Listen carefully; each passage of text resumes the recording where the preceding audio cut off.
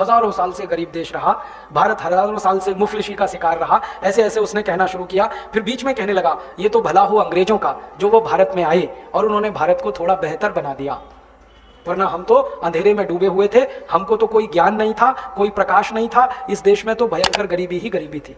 और ये जब वो भाषण दे रहा था तो बार बार पंडित नेहरू को कोट कर रहा था, पंडित नेहरू ने ऐसा कहा, पंडित नेहरू ने वैसा कहा, पंडित नेहरू ने ये कह दिया, उन्होंने वो कह दिया। वो भाषण जैसे ही पूरा हुआ मुझसे बर्दाश्त नहीं हुआ। हाँ, मैं इधर उधर देख रहा था, किसी के मन में कोई तकलीफ नहीं। मैंने कहा मैं तो पूछने वाला हूं इस चिदंबरम से। तो मैंने कहा कि अगर भारत हजारों साल से गरीब था, मैंने सीधे कहा उसको, तो अंग्रेज यहां 250 साल झक मारने के लिए क्यों आए? हजारों साल से गरीब देश, गरीबों के यहां कोई 250 साल रहता है आके? गरीबों के तो कोई दर्शन करने नहीं जाता। 250 साल रहना तो कोई सामान्य बात है। 250 साल में 50 पीढ़ियां जवान होकर मर गई अंग्रेजों की, यहां क्यों रहे वो? और भारत अगर हजारों साल से गरीब था तो पुर्तगाली 450 साल झक क्यों मार रहे थे इस देश में? क्यों आए 450 साल पुर्तगाली अपना देश छोड़कर? 1492 में वास्को डी गामा घुस गया इस देश में और निकला नहीं, फिर अंत तक मार मार के निकालना पड़ा गोवा से पुर्तगालियों को। तो 450 साल पुर्तगाली क्यों आए? 250 साल अंग्रेज क्यों रहे? और भारत अगर हजारों साल से गरीब था तो ये मुगल क्यों आए झक मारने के लिए यहां 300 साल? बाबर क्यों आया? उसने सल्तनत क्यों बनाई? गरीबों के देश में जाके कोई राज्य स्थापित करता है क्या?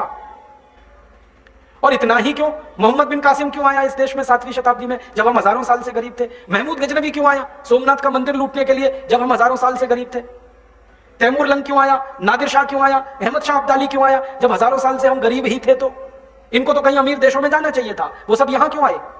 और सिकंदर क्यों आया यहां अगर हम हजारों साल से ही गरीब थे? तो सिकंदर ने अपने गुरु को यह क्यों कहा कि जब तक भारत विजय नहीं कर लेता तब तक विश्व विजय मेरी नहीं होगी, इसलिए भारत को जीतना बहुत जरूरी है। तो आया यहां पर, और ये तो भारतवासियों का पराक्रम था कि वो भारत को जीत ही नहीं पाया, मार के भगा दिया हमने उसको, रास्ते में मर गया।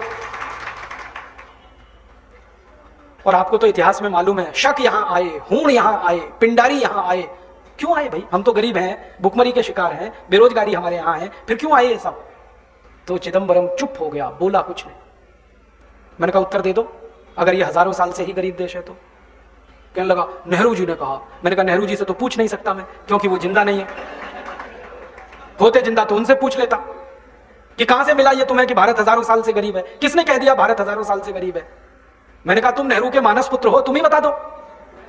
और क्या मानस पुत्र है कि नहीं नेहरू का? मैंने कहा तुम ही बता दो भाई, नेहरू जी से तो क्या पूछ सकता हूं मैं? तो फिर चुप हो गया। ये तो एक बात हुई। ऐसी एक घटना घटित हुई, मनमोहन सिंह जब भारत के वित्त मंत्री बने और थोड़े दिन बाद फिर प्रधानमंत्री बन गए। पहली बार जब ये प्रधानमंत्री बने तो ऑक्सफोर्ड गए थे, अटल जी के बाद इन्हीं का नंबर आया ना, तो ये गए ऑक्सफोर्ड। वहां पर एक सम्मान समारोह हुआ डॉक्टर मनमोहन सिंह का, उसमें इनको डी लिट की उपाधि दी गई।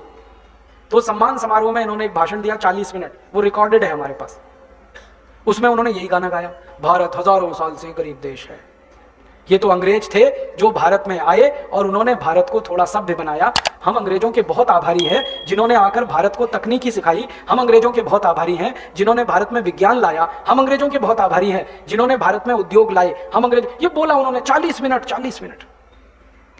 अगले दिन ये भाषण इंग्लैंड के अखबारों में छपा, तो कई अखबारों ने टिप्पणी लगाई, हेडिंग लगाया कि लगता है भारत अभी भी अंग्रेजों की गुलामी में ही है, क्योंकि भारत का प्रधानमंत्री जो गान गा रहा है यहां आकर, वो एक स्वतंत्र देश के स्वाभिमानी प्रधानमंत्री का गाना नहीं है, ये तो गुलाम देश के गुलाम प्रधानमंत्री का गाना है।